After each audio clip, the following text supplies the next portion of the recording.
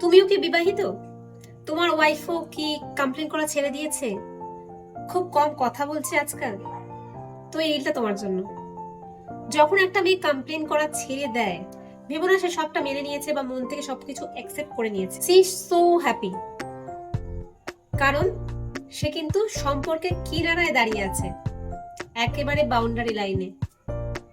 আর একটু পিছিয়ে গেলেই সম্পর্কটা একদম শেষ। আর এই জায়গায় কিন্তু সে একদিন ধরে আসছে না, একটু একটু একটু করে আসছে। আর তোমাকে সে বুঝতেও দিচ্ছে না সে কখন এই জায়গাটা গিয়ে দাঁড়িয়ে গেছে। আর তুমিও বুঝতে পারছো না কেন। তুমি তো মনে করছো সবটাই ঠিক আছে, সে তো আগের মতো আর ঘ্যান ঘ্যান করে না, ঝগড়াঝাটি করে না, ন্যাগিং করে না, কি তাই না? মনে হয় তো। যদি এটা মনে হয় যে সে খুব শান্ত হয়ে গেছে, সবটা মেনে নিচ্ছে, আনন্দ পেও না, একেবারে আনন্দ পেও না, ভয় পাও। আগে সে ঝগড়া করতো, কমপ্লেন করতো, কারণ সে তোমাকে ভালোবাসতো, কেয়ার করতো। বাট এখন সে চুপ থাকতে শিখে গেছে। No question, no fights. আর তুমি ভাবছো লাইফে শান্তি এসেছে।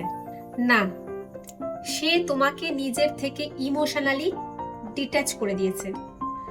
কারণ সাইকোলজি বলে মেয়েদের স্বভাবই হচ্ছে কথা বলা, ইমোশনালি অ্যাটাচ হয়ে থাকা নিজের লাইফ পার্টনারের সাথে কিংবা ভালোবাসার মানুষের সাথে।